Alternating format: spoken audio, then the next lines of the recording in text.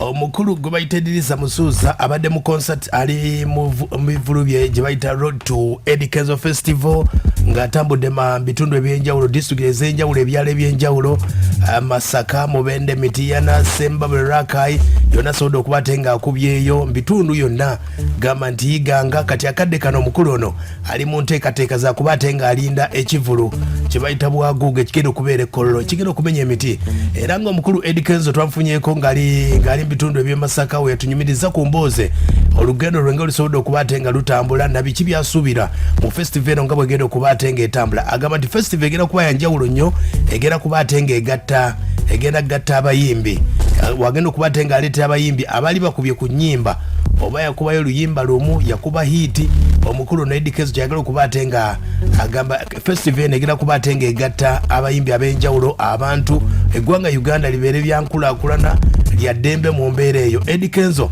festival yatugambye bw'ati tusazeewo kikola bwento because we need to celebrate the industry together as well. Tutambulidde nnyo mu ntalo mu kwekuba mu kulwanagana n'ezo ndowooza abawagizi bandisanyuse nnyo okutulabako nga tuli ku stage ffenna era abantu bandyagadde okutulabako nga tuli bawamu ng'ensi eri bumu etambula kuba ffe tuli bannayuganda abatagenda kubeera abantu bansi endala ekyo kye kyajja bwe kiriba bwe kigenda okuba tekigenda kuvaawo kati senga tunaagikwata ne tugitemaatemamu ebiwayi kisobola tukolera and most especially ffe bamukwata kazindaalo ffe tulina okuniting ensi both bannamawulire abayimbi tulina okukwata ensi eno tugiuniting kuba ffe tukwata microphone eno. This is a calling, it is a blessing to hold a microphone and people listen to you. It's not for everyone. So me, I want to use my time to do that job because we are here to contribute. We are contributors. Naye naffe tulina okubaawo kye tutaddewo.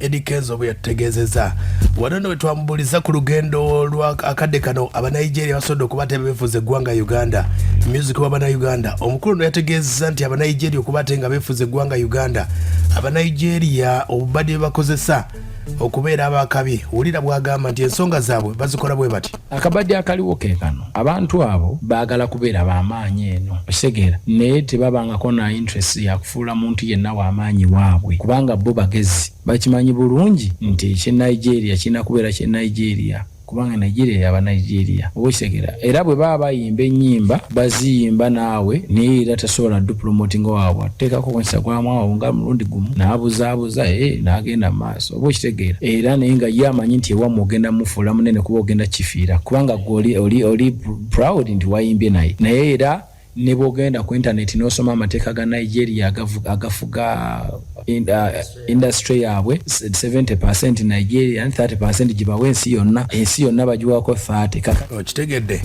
Eddy Kenzo ng'ategeeza nti abanigeria endongo yaabwe nga bagikuba Nigerian music atwala ebitundu 7 ku buli 100 ne wano mu ggwanga Uganda music ava ebweru yasinga okutwala ekinene ate abannayuganda omukulu Eddy Kenzo agamba nti bayimbi bangi nnyo abagenda okubeera ku festival eno neewulire binabaayo njagala bajje bayimbiremu abantu but mostly njagala nnyo shene era tugibeesinga ennyo ku bannayuganda naddala abantu abaali bakubyeko zihiti nga baabula ku bantu ku maaso njagala baleeta muntu mukubeko surprise agambe wa musajja ono gyali me I dedicated myself to make this world a better place you understand nze saagala kuzza abantu wansi nakuba nafuya kubanga obwo si buyinza agambagezi mukama teyagamba yampa gano gowulira njogezi kati kino kyowulira nkola yenze senga neeteeka ku something else. That's not me. So you have to stick on what you know. Me, what I know is to comfort people and make them feel good. Muntu yeno kumudza wansi no kumunafuya, that's not my thing. So aya base nabadde sinza mutabubuuza ku nsonga za Bobi Wine ebyobufuzi. Eddy Kenzo twayogeddeko naye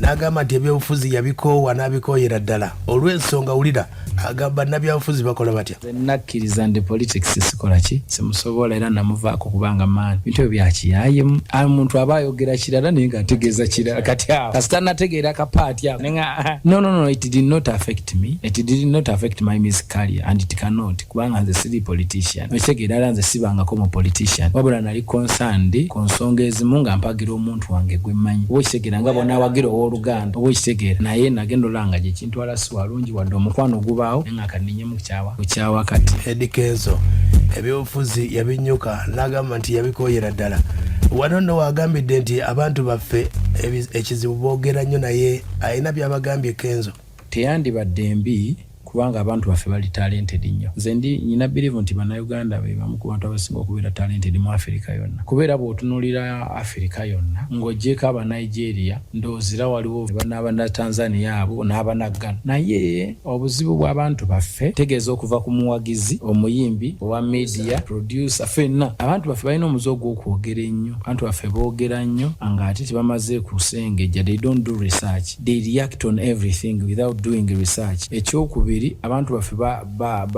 bakyali colonized bakyali colony eno yatuyisa bubi nti abantu baffe babakyaye ebintu ebyabwe okitegeera. Kyovula nze nganze omuntu atambudde kali exposed ne bw'oneesiba ku bantu n'otuuka wa togenda kufuuka bo. Kyova olabira nayimba nti ekirala kyamuse kwesiba nnyo kuki abantu boogera nnyo bakyawa ebintu byabwe.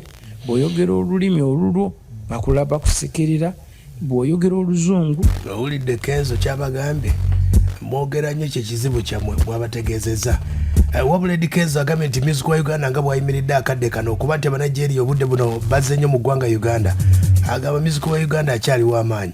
Endongo yaffe weeri teyinza kuvaawo kuba nze kyemmanyi ku bantu nze ntambudde ensi yonna, but Ugandans be bamu ku bantu abakyasinza okwagala ebintu byabwe. Ate era be bamu ku bantu abakyasinza okwagala music. Kyova olaba Abanigeria tebavaawo wano lwa nsonga nti abantu ba wano baagala nnyo music. Abakongo tebaavangawo wano, Abanigeria Abajamaika tebaavangawo wano.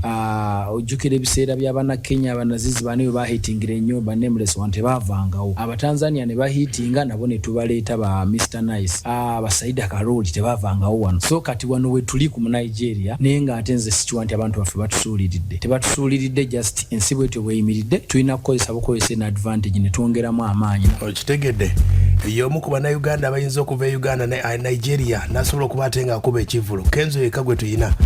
Wabaayo omulala anajja biseera bijja agambye nti akadde kana Abanigeria basinga otrendinga bw'oba olabye omusajja gwe bayita Bonna Boy. Ayaya wulira. I think even right now the most trending artist is from Nigeria. Bonna Boy, I think is on top of the world, you know. That means Afrobeat is on top, you understand? And kati ne bwaba mu America, inayo gwamanya training okusinga Bonna Boy taliyo. Obo kiraba so kitegeeza worldwide omuyimbi asinga training today is Bonna mu Nigeria. Kakati trend eri awo osegera nti ne bafani bennyini eyo melody kati kyaba kutengera Abakongo bwe baaliwo ngera bwe twali tubeddewo nga Abajamaika be bafuga ensi yonna jjukira ebiseera. Abagumiza namba emu w'eggwanga Uganda Eddy Kenzo. Omukulu Kenzo namubuuza ku nsonga z'omuyimbi bamuyita New York, namutegeeza nti omukulu gwe bayita New York yavaayo n'agamba nti Kenzo toyagaliza mbu abaana olina bye babateekamu biki. Kenzo agamba bw'ati ku baana bava mu kibiina kye abava mu big talent omuli New York byavaayo okwogera agamba ati simanyi ninza opportunity nzibawa opportunity nzibawa.